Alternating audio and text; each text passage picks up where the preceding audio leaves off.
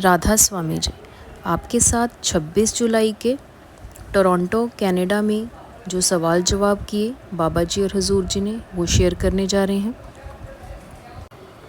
एक लड़की कहती, बाबा जी आप बहुत सुंदर लग रहे हो और हुजूर जी भी 3 महीने में सुंदर हो गए हैं। तो बाबा जी ने कहा, मैं लग रहा हाँ ते आ हो गए हैं, मतलब पहला ये सोने नहीं सी। एक महिला ने बाबा जी से पूछा, क्या आप हमें राहु केतु के चक्कर में जाने से मना करते हैं? लेकिन मेरे ससुराल वाले इस पर बहुत विश्वास करते हैं, कहते हैं कि कभी राहु भारी पड़ता है, कभी केतु, कभी शनि।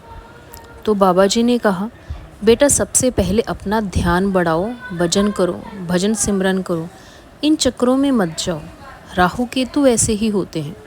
फिर उस महिला ने कहा, बाबा जी जब हम भजन सिमरन करते हैं तो हमें हुजूर जी की तस्वीर आंखों के सामने लानी होती है या आपकी तस्वीर?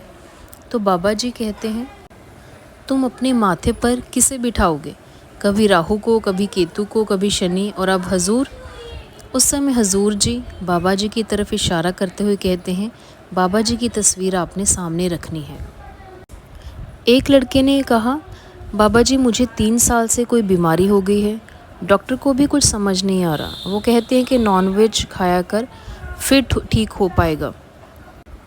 मैंने नॉनवेज खाया तो मैं थोड़ा ठीक हो जाता हूँ, और फिर अगर मैं छोड़ देता हूँ तो फिर बीमार हो जाता हूँ, मैं क्या करूँ बाबा जी?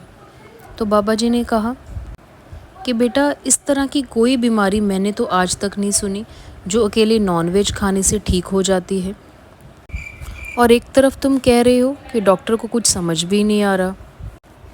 बाबा जी ने कहा कि बेटा किसी जीव को दुख तकलीफ़ दे के हम खुद सुखी कैसे रह सकते हैं? फिर बाबा जी ने कहा कि मरना मंजूर है, पर किसी जीव को मार के दुख तकलीफ़ देना मंजूर नहीं। फिर एक लड़के ने कहा कि बाबा जी मेरे घर वाले मुझे बड़ा ज़ोर दे रहे हैं शादी करवाने के लिए, वो कहते कि अब तेरी उम्र भी हो गई है। फिर बाबा जी कहते कि करवा ला, फिर तेनू सैट करने वाली मिल जाऊ ਜਿਹੜਾ तेरा दिमाग ज़्यादा अपसैट हो जाता है। फिर वो लड़का कहता कि तुसी दसो कि ब्याह करवावां या नहीं। बाबा जी कहते कि जिन्हों ने करवाया वो भी पछताया, जिन्हें नहीं करवाया वो भी पछताया, तो इस तो चंगा है कि करवा के पछताओ, ना करवाने नालों पछताना तो फिर भी है। तो बाबा जी की इस गल ते पूरी संगत हसन लग पई। एक लड़की ने कहा, बाबा जी आप साल में एक बार आते हैं, कम से कम 3-4 बार आया करो। बाबा जी कहते कि मैं 3-4 बार आवां तो तुसी नहीं आ सकते उत्थे ब्यास?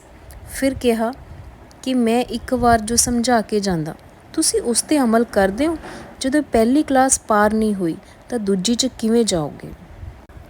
बाबा जी ने कई सवाल जवाब के दौरान एक बड़ी ही साफ गल सीधे तौर ते कही। बाबा जी कहते कि तुसी सब कहते हो कि बाबा जी मेहर करनी, साडा काम करना, साडा काम कर दो, सानू नाल लेके जाना, साडे कर्म कटने। बाबा जी ने साफ साफ किया है कि मैं नहीं ये सब कुछ करना, होर कोई बाबा लभ लो। बहुत बाबे हैगे ने अजकल पंजाब च, हर पिंड च। फिर बाबा जी कहते कि आस्था चैनल चलदा, उत्थे बहुत सारे बाबे ने, इत्थे तां अपने आप सब कुछ करना पएगा। भजन सिमरन करो, अपने आप नू चंगा बनाओ, चंगे कर्म करो। इस तरह नाल रे कल दे कुछ सवाल जवाब। वधेरे जानकारी लिए जुड़े रहो सेवा फल दे नाल। राधा स्वामी जी।